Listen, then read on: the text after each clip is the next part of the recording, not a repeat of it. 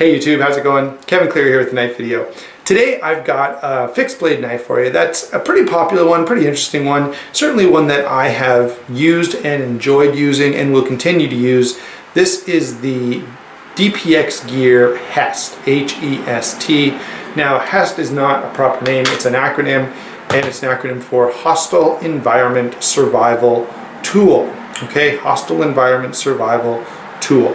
Now, this knife is, first I should point out the DPX Gear is more, they're not a manufacturer, they're more of a design / marketing company. They do have a bunch of knives out there and they seem to do, they seem to be doing pretty well. This year at Blade Show they did have a few more models and so their lineup is growing. But this is one of the knives for them that really started it all, and I think it's a pretty good knife. Okay, so I can understand why, with the introduction of this and then their folding version of this, that they have become quite popular. Now, the one sort of weird thing that all that means is, and I'm still, this is by way of introduction, when you talk about who makes this knife in terms of manufacturer, it can be a little all over the place. I think this knife, that I know of at least 3 different listed manufacturers: H.E.S.T, Lion Steel, and Sean Rowan, which is the current name listed on their website now. I don't know if some models are still made by Lion Steel, maybe the stainless steel models. I know none of them are made by H.E.S.T anymore, but so it's one of those things where when a company is not the manufacturer, they have that option to use different manufacturers based on whatever their needs are, and so that can change a little bit, and I don't know that it won't change again. Okay, now Robert Van Pelton is the designer listed on this, and Robert Young Pelton is the designer listed on this, and he's has a lot of experience. He's been sort of a war correspondent or something like that, and so he's been in lots of hostile environments, and so it makes sense to ask him, hey, what kind of things would you like to see on this blade? And this is one of those situations where there probably are legitimate questions you could ask about, hey, how intimately was he involved in the design? Who knows? At the very least, we know that he had some consultation and certainly would endorse the overall design of this knife. Okay, so that's as far as I'm going to go with that. Now, in terms of size and weight, this is actually a pretty cool balance. Okay, it's not as small as, say, an SC Azula. It's not as large as an SE3. It's somewhere in between, and we could probably ask some questions about that. It's similar in blade size to the BK11. All right. Although the blade on this is considerably thicker, and I'll bring those back in a second. But size and weight on this is sort of this weird middle ground, okay? And so it does some things I think really, really well. And one of the reasons that this might be the knife for you is because you say, hey, the SE3 is too big, the Azula is too small, I want something in the middle. And so that would place you squarely looking at this. There could be, there is the Escobar, which has this is the BK11 with the Azula handle, which would end up producing a knife fairly close in size to this. If I put these together side by side, you can see that this blade length is the same, and this handle length of this and the Azula is almost the same. Now you're getting more handle, so to me the HEST is still going to win in terms of comfort and ergonomics, but I'm kind of trying to demonstrate that this lands in sort of this middle ground, that, if you've tried other knives and you thought, hey, this is too small and this one is too big, I need something that's just right, this could be a really good option for you. Okay, so let me now, after, kind of already talking a little bit, give you the actual numbers on this. With the sheath, this is 5 and just over 5 1/4 inches, 8 1/4 inches, 8 5/16 or so. And it weighs around 5 ounces. So nothing horrible in terms of weight and size to carry on your person. I do find this clip to be pretty handy. Number one, it's very secure. Number two, it is reasonably versatile. Now, you guys know I'm going to complain about this. The drawback to this clip is it cannot be clipped onto Okay, here's a good example. See how this could clip onto a waistband or even a pocket, a back pocket. It can clip on all kinds of things. This can't. It can only clip on things that you can put it all the way around and close it, like a belt, okay, or maybe molly webbing on a pack. But you don't have that option of just easily taking it off and moving it to a different location. By the way, some people would say to me, well, that's good, Kevin, that's what I want, because I want something that's secure so that I can't drop it or lose it. And that's totally understandable, okay? So then we take this off, and the overall size on this is 7 5/8 inches, 3 1/8 inch blade, 4 1/2 inch handle, all right? The 4 1/2 inch handle does give you a nice full grip, which is a pretty good deal. It's essentially the full grip that you get on an SE3 with sort of the blade size that comes with a BK11. Now, let me hold these up here quickly so that you can see a full comparison. You can see how the handle is much larger than the BK11 handle, making it obviously very comfortable. I would compare it in comfort, not in size, but in comfort, I would definitely compare it to the SE3. It might even be a little more comfortable because of how rounded the edges are on the scales here. Okay, so very, very good hand-filling handle on this. Let's see, so I'll give you one more comparison to the SE3 so you kind of know what you're dealing with. If we put the SE3 in its sheath and do the same with the HEST, now you can see again the SE3 is considerably larger, and maybe you say this is too large, and that's one reason you might be interested in the HEST, okay? So that's size and weight, as well as a number of other blades that I think are comparable. Now I will say this size range between 3 1/2 and 2 1/2 inches, there are tons of offerings, okay? So it's not really feasible for me to show you everything that compares, but I hope that the 3 I have shown you give you some sense for where this lands on the size scale. Okay, let's go ahead and talk a little further about this blade. The blade is fairly thick. Again, it sort of lands in this middle ground, okay? Like other survival knives, it's fairly thick stock. You can see that it's probably 3/16 or maybe a little bit more. While at the same time, the edge grind is fairly thin. Now the edge grind is not as thin as the BK11. It's probably more similar to the Azula. It's probably more similar to the Azula, and you guys know I've complained a little bit about the Azula's edge geometry. I would have liked to see it thinner at the edge. And this knife, I think I would say the same thing. It could be a little thinner at the edge. I have reprofiled this to 40 degrees inclusive, and it does perform really, really well at that size. And it will do all the things that you want a more survival style knife to do. Some EDC tasks though, it's only so-so. And maybe this would be a good knife to pair with something else. Maybe you carry my 943 or 940. You could carry a Delica or a Dragonfly. I'll give you this example.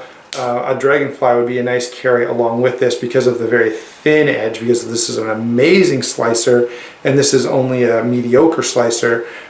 This would be a good pairing. Now you've got the ability to do those fine cuts, while at the same time you've got something bigger and more robust for those more difficult tasks where the Dragonfly just wouldn't be up to it. Okay, so I think that's where this lands in terms of size and weight and usefulness. This blade, the coating does affect slicing a little bit, but when you look at other blades in the same sort of category, they all have a coating. So if you're comparing apples to apples, the coating doesn't really matter. Now obviously, if you move to a stainless steel where you don't need the coating, and there is a stainless steel option, although the edge geometry, if you look around, you'll find the edge geometry is not that great on it either. You would have that option of having this knife without a coating if you went with the stainless steel. By the way, it does cost a little more for that model. Let's see, anything else you need to know? Drop point blade, very high flat grind. There is this little bit of flat portion here, but most of this is grind. You could almost call it a full flat grind. It just has this little bit at the top that's not. Let me zoom in just a little for you so that you can hopefully see that a little bit better. Okay, there we go. So I'll try to adjust my position here a little. There you go. So now probably you can see the flat portion up here at the top. Now let's go on and talk about the handle and the features, because one of the things that this knife claims to be is sort of this hostile environment survival tool, right? It's a survival tool more than just a knife. And so you have a few things here. You've got a bottle opener. You know, it's always important to be able to open your beer in a survival situation. So, you know, getting those bottle caps off is pretty critical. This sort of wire, they call it a wire brake.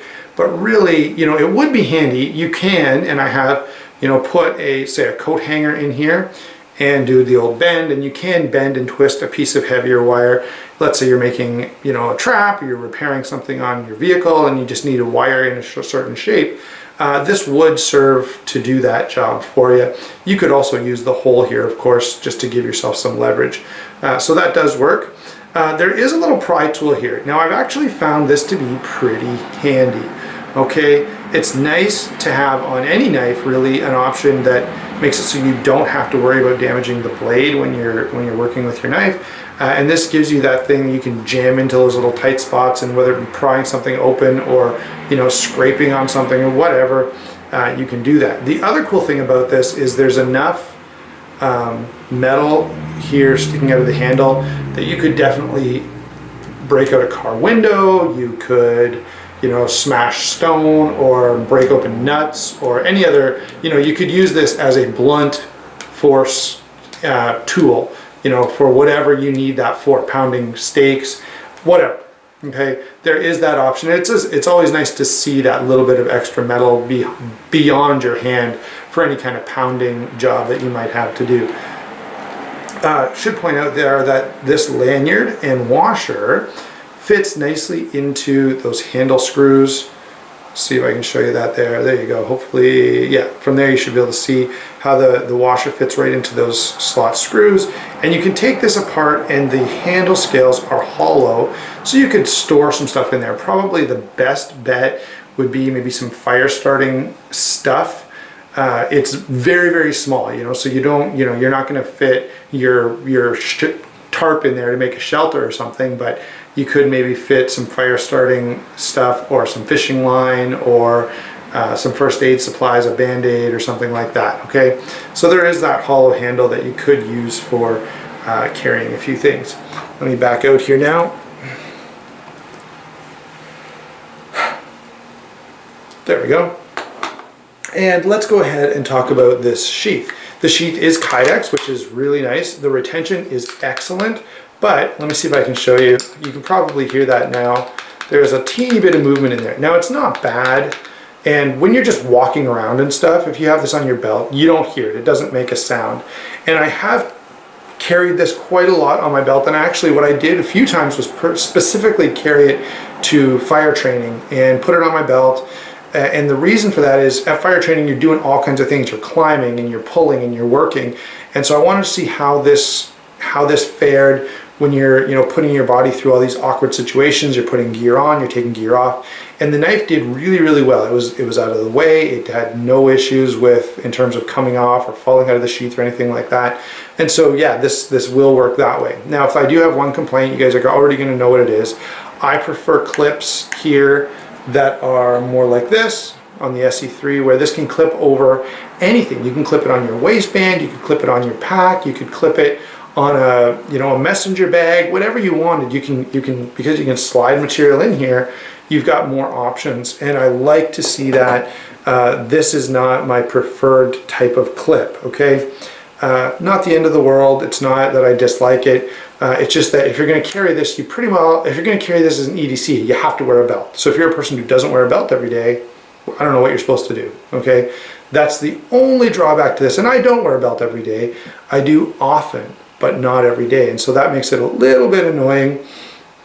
But otherwise, that's not the end of the world. It's certainly not a deal breaker for me. It would just be nice to have that extra versatility in the sheath. Of course, being Kydex, it does make the retention nice, and it doesn't dull your blade or anything like that. So that part is definitely a win. The other thing about Kydex is if you do get that kind of movement, you could theoretically heat this up yourself and kind of squeeze those areas where you feel like it's moving and tighten that up a little bit, but just be careful. You want to make sure you can still get your knife out, right?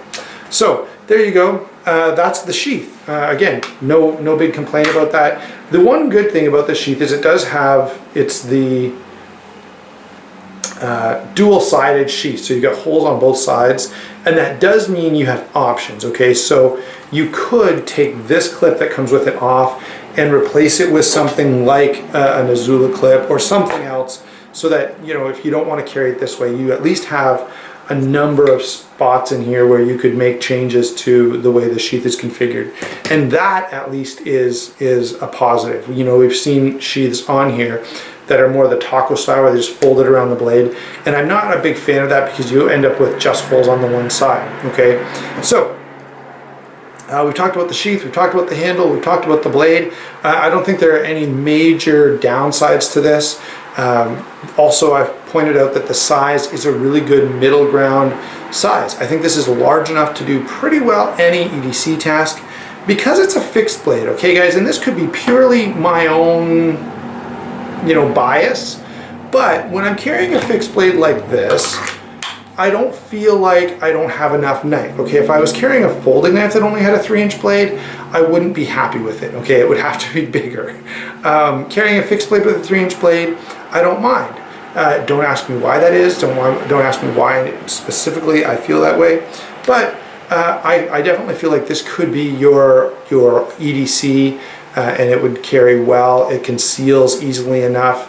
Good option as an EDC fixed blade. Yes, I definitely think it is. Does it live up to, you know, if you're going into a hostile environment, would this be the tool you wanted? Well, I mean, it'd be better than nothing, and it would probably be better than something like this, but would it be better than this? Would it be better than, say,